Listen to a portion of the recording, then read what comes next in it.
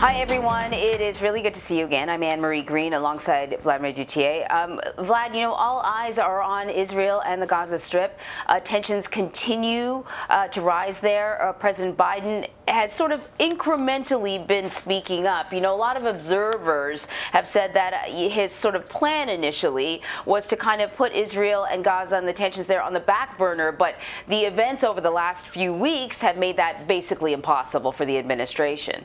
You're right, Anne-Marie. The president, of course, facing issues here at home that demand his attention, including the coronavirus crisis, which has still not gone away, the infrastructure bill that he's trying to get passed through Congress, as well as an economy. But as you say, the eyes of the entire world are on what is happening right now between Israel and Hamas. And some of the images that are coming from there, as Imtiaz Tyab will show you, are absolutely heartbreaking.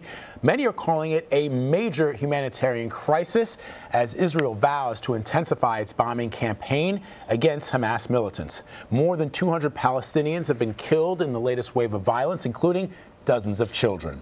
The constant bombing has crippled the territory's water supply, which under the best conditions was not very good to begin with, medical units, and power grids. In Israel, at least 2 people were killed during rocket attacks from Gaza militants earlier today, and around a dozen Israelis have died since this latest conflict erupted last week. Now, as you mentioned, Anne-Marie, this comes as President Biden voices support for a ceasefire in the region, but reiterates Israel's right to defend itself. Imtiaz Tyab is there. It's a conflict he has no way of understanding, but will bear the scars of for the rest of his life. 5-month-old Omer is cradled by his father, Mohammed al-Hadidi, the only family he has left after his mother and 4 brothers were killed in an Israeli bombing. Pulled from the rubble by rescuers, his tiny body is covered in injuries, including a broken leg. Al-Hadidi returns to the wreckage of what's left of his home. He says, Israeli warplanes targeted my family without warning, without calling them, with no regard for humanity or babies. Across Gaza, and the scale of the devastation caused by Israel's bombing campaign is hard to fathom. Neighborhoods in ruins, hospitals at breaking point, and vital infrastructure like roads, water treatment plants, and telecoms are on the brink. According to the United Nations, Gaza's only power plant will likely run out of fuel later today, potentially plunging the Palestinian territory into darkness. It's an uncertainty that's only bringing more misery to an already desperate situation. In Israel, and Hamas rockets continue to rain down, badly damaging this street in the southern town of Ashdod, injuring at least 3 people. More than 3,000 Hamas rockets have been fired into Israel since fighting began over a week ago. The vast majority have been intercepted by the Iron Dome missile defense system. Quite amazing, I would say. The Israeli military took us to see the multi-billion-dollar technology, which is partially funded by U.S. taxpayers. Brigadier General Daron says without it, Israel would have suffered far more casualties. This is really a life-saving system. What we are doing here is purely saving lives of Israelis. But in Gaza, there are no such defenses. Imtiaz Tyab is joining us now from Israel. So, Imtiaz, you know, we're hearing that there is a protest, a major protest is being organized by Palestinian activists today. Will airstrikes continue? Do you know what's going to be happening throughout the rest of the day? Anne-Marie, Vlad, good to talk to you guys. Yeah, look, this is an extraordinary thing that we're seeing, this strike.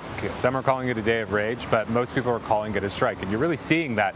But what's interesting about it is it's not just in East Jerusalem, it's not just in the occupied West Bank, it's also seen here in Israel. Of course, 20% of Israel's population is Palestinian citizens of Israel, and it's really this sign of unity that Palestinians have in the various parts where they're divided from each other, against what's going on in Gaza, against what's going on in East Jerusalem. And all of this, of course, is in the backdrop of this extraordinary, intense fighting in Gaza. As we've been reporting throughout the morning, Israel has carried out extraordinary strikes across the Gaza Strip, which has been so battered over the last week or so. And Hamas has been carrying out its rocket attacks. In fact, earlier today, 10 people were badly injured. 2 people lost their lives in a Hamas rocket attack. And all of just really lends to the fact that although so many people would like to see this violence stop or see it slow down, it's doing anything but. Anne-Marie, Vlad. Imtiaz, as I was explaining in the introduction to you, the humanitarian crisis in Gaza is unbearably heartbreaking at the moment. But even under the best situation, before all of this started to happen, life was very, very difficult in Gaza. Explain, I mean, we talked about the water supply being disrupted because of these Israeli airstrikes, but the water is not drinkable generally in Gaza. You're absolutely right. Vlad, I've been going to Gaza for the better part of a decade. There's a reason why it's described as, one of the world's largest open-air prisons. It is totally sealed off from Egypt to the south, but of course Israel as well. Israel, in fact, blockading it, sort of preventing goods from going in, and for our Palestinians to be able to put goods out and try to make some money. But the bigger issue here is one of the fact that so many of its utilities just don't work. You don't have water that's drinkable. There's only about 4 hours of electricity a day. It is miserable in Gaza. And you have to remember, it's extraordinarily hot here. In the summer months, it's blistering hot in Gaza, and there's really nowhere to hide from that heat. Now you put on top of it this extraordinary violence, this extraordinary devastation, and the concern now is that Gaza's one power plant, only has one turbine working, that there's not enough fuel left in it to last the rest of the day. Now, they require diesel to get this power plant going. We know that some aid was allowed in by Israel earlier today. None of that is diesel, so we are expecting that people inside of Gaza will have a very dark and, of course, very terrifying night ahead of them. Imtiaz, we mentioned President Biden says that he supports a ceasefire, but he also reiterated Israel's right to defend itself.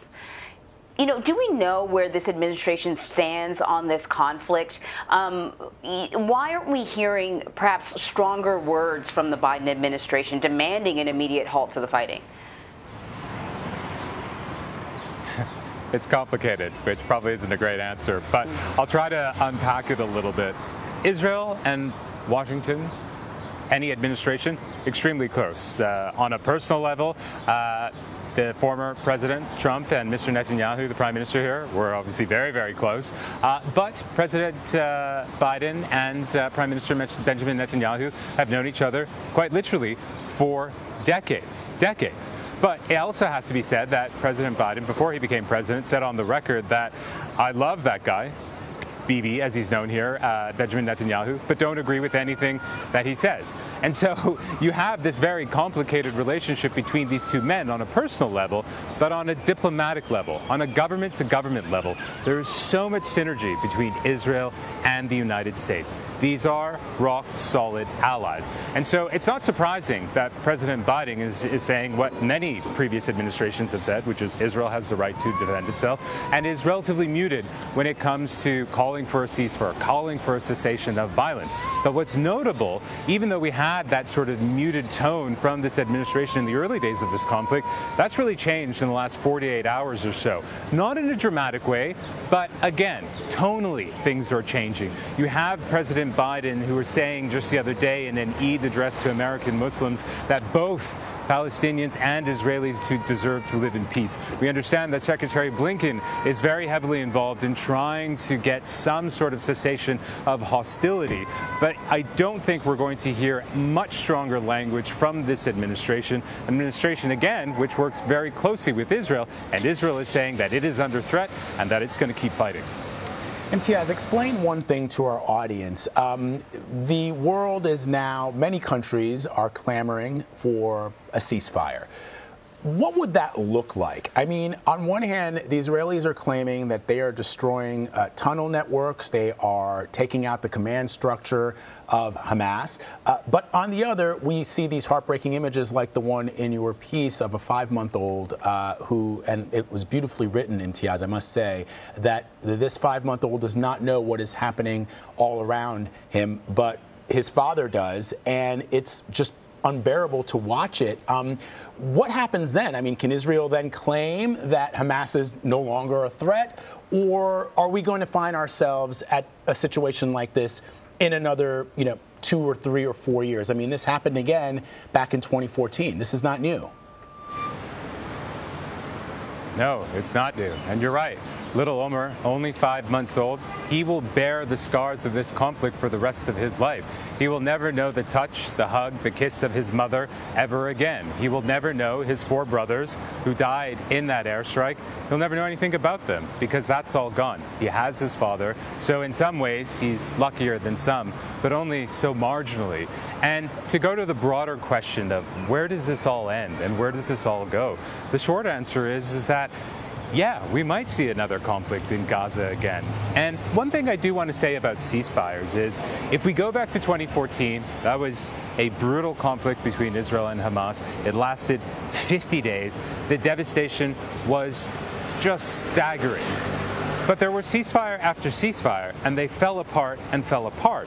And so although there's so much being done around the world to try to get this violence to stop, to try to get a ceasefire, there's no guarantee it's going to stop the violence. And I think that is the great tragedy that we're seeing here, because even if we do have a ceasefire, it goes back to what you're saying, Vlad, which is 7 years ago we had a war, and then a few years before that we had a war, and in all we've had 4 wars between Israel and Hamas. And the question now is, are we going to have 5th?